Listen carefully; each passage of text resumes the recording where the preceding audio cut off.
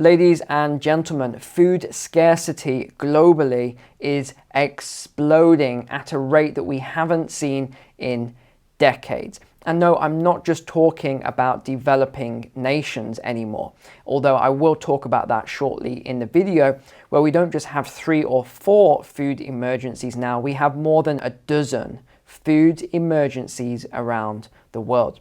Not only that, in Western nations where typically we've always been fairly stable with food, there are a lot of warnings coming out now, not just from the government, but also other organizations, the United Nations, the World Bank as well. The CEO, the head guy, shall we say, at the World Bank has just done an interview talking about this crisis that is on the way with food. I've been doing my own research over the last few days. I've been tracking all sorts of things from inflation through to food banks, through to food scarcity in Western developed nations by income group, by age group, by state, by country.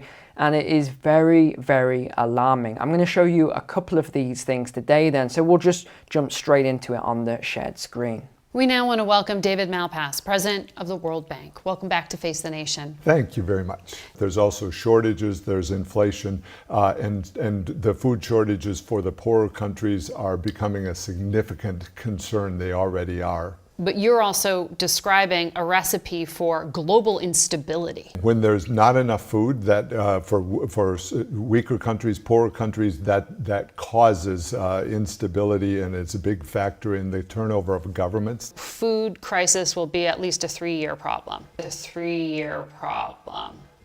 What time horizon do you put on the food crisis and the energy crisis? The fertilizer isn't being made. You know, fertilizer comes, a giant source of fertilizer is from natural gas through the ammonium channel, and that's just not happening. So a lot of the world is shutting down for lack of fertilizer, and then those shortages of crops will last for multiple years. Are we at crisis? We're at crisis, and we see more countries falling in one by one. Okay, so there you have it right there. This is the head of the World Bank. This is no longer, conspiracy or anything like that. This is these people, politicians, leaders, talking about this on mainstream media channels.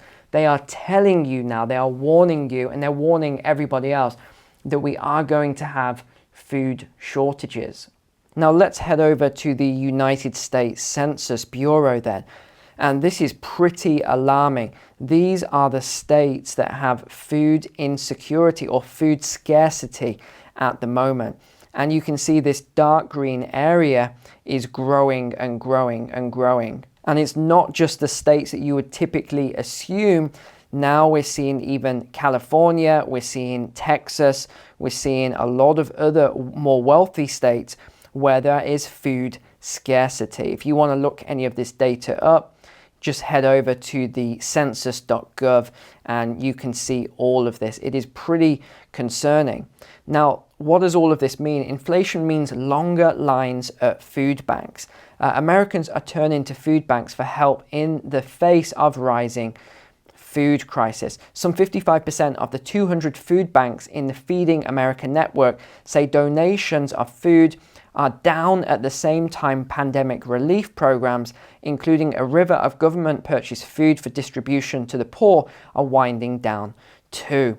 I'm going to talk also about the UK, and then we're going to look at all the global issues here as well. But let's just get into this first because it all ties together. Congress should increase mandatory annual funding for the Emergency Food Assistance Program, TFAP, to $450 million and earmark $200 million a year for distribution costs. Now, of course, there is pushback on all this additional emergency funding, etc.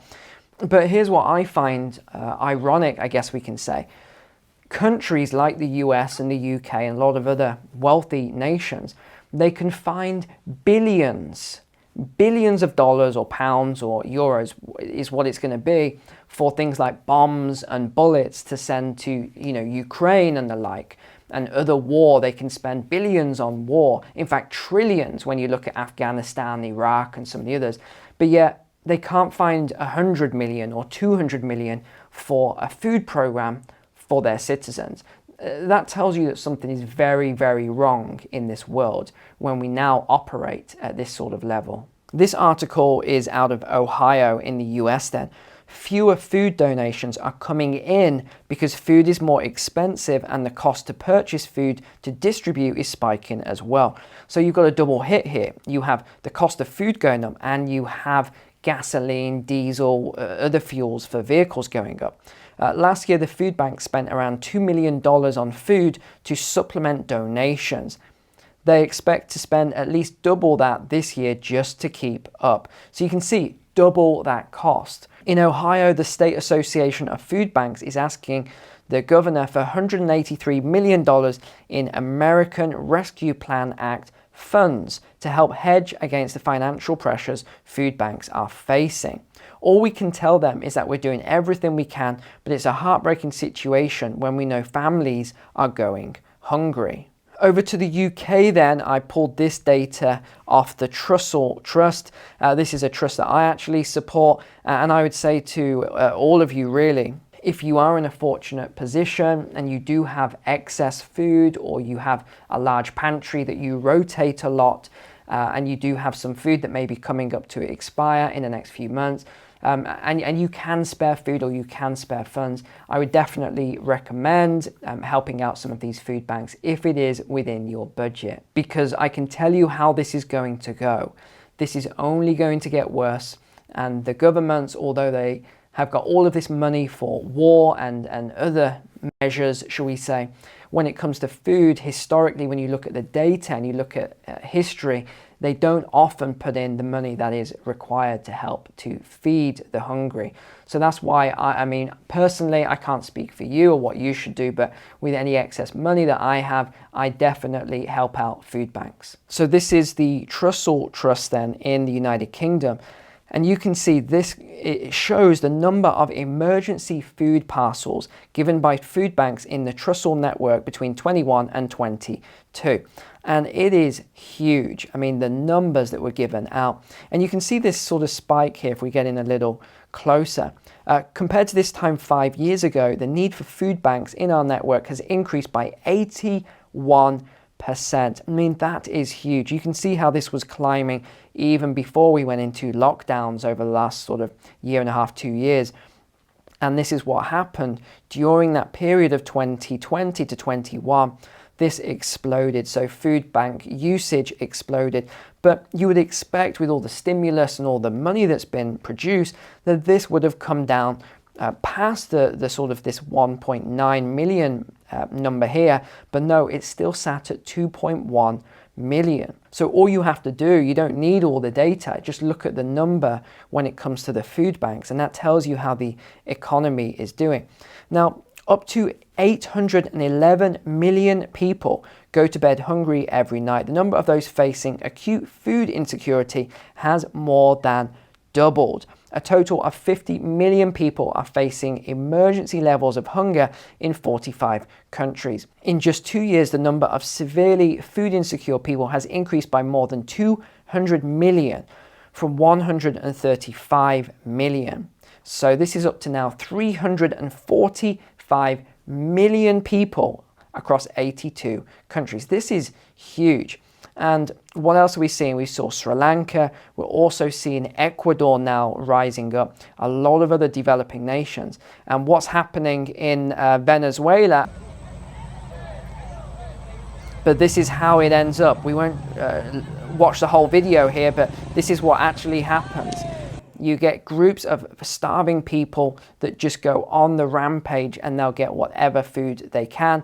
That was a cow they were chasing there, and you can probably guess how the video ends. Other news that we've just had out, China northeastern black soil grain field is alarmingly depleted. This is on top of their failed harvest over the last year or two, so it's not looking good out of China either. What else do we have? We have Ukraine is not looking good, Russia not exporting the way it was.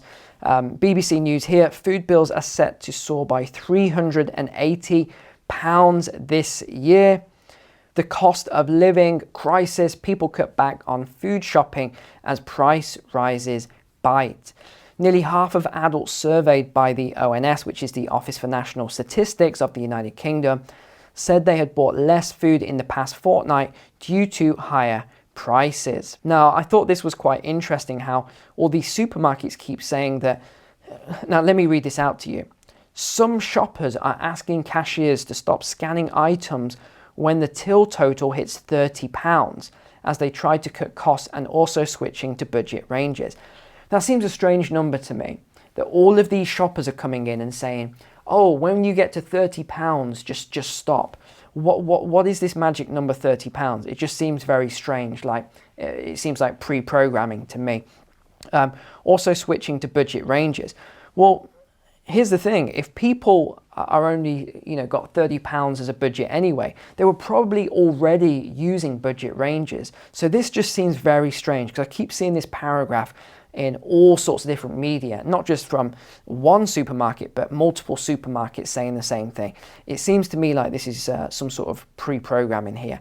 Many customers are buying down, particularly with food, choosing value range items where they might previously have bought premium goods. Rising costs of groceries then, you can see over the last year, this is quite a good sort of interactive chart here, shows you all the different prices, poultry, chicken, duck, yeah, we know that's up more than 13%. But I mentioned there are food crises all around the world then. Afghanistan, 22.8 million people. The DRC, Democratic Republic of Congo. We have Ethiopia, 13 million people. Haiti, 1 million people. Myanmar, 14.4 million people. Northeastern Nigeria, 8.7 million people. Sahel, 12.7 million. Somalia, 6 million. Southern Madagascar, 1.47 million. Sudan, more than 18 million. I mean, this is huge in Sudan. South Sudan, another 8.3 million. Syria, 12.4 million. And Yemen, again, a big one, up to 19 million people. Now, the other thing that I find quite annoying at the moment is these messages coming out from the government saying that all of these greedy unions, trade unions, trying to cripple the country because they want more money. They're asking for outrageous sums of money and all of this. Well, some of them are only asking for a 5% pay rise. Some of them are asking for 7%, some for 8%. I mean, it ranges. There's a broad range at the moment of not just unions, love or hate unions, I'll leave that to you, but even individual employees, and we're having politicians, we're having the Bank of England governor and, Fed, people at the Fed and ECB coming out and saying some outrageous things like these employees are trying to be greedy and they're trying to get too much money. These unions are trying to get too much of a pay rise. Well, hold on a moment. Why is it okay for these people that I just mentioned, the government people and the central bankers, why is it okay for them to have pay rises? Right? Oh, inflation's so high, we need to keep up our expenses. Why is it okay for them to have all these pay rises? But now when regular people who need the pay rises for the inflation, why is it now a big problem? And why are they, greedy for asking for pay rises they're not even asking for pay rises that meet inflation a lot of the time. They're just asking to offset a lot of that inflation. Whereas the people who don't need it, these, very wealthy people, they're the ones that, again, it's a broken system now. I know I keep saying this, I'm like a broken record saying it, but we're living in a broken system where, as I said earlier, we've got billions for bombs and bullets and everything else, but we haven't got millions for food for our own people. We haven't got money for our own soldiers who are homeless and on the street, ex-military, but yet people come in from other countries and they're given 4-star hotels. It just doesn't make sense. And this is why I keep saying I'm very worried about the world. I'm very worried that we're going into a huge collapse. And I think it's already started with everything over the last 2 years. It's now moving into the monetary side, so a monetary collapse, and also the food aspect as well. We're going to see a major issue with food as a result of fertilizer, crop failures, weather changes. this is going to be severe. It's not going to end well, my friends. So thanks for watching today. I'll see you again tomorrow. Take care. God bless.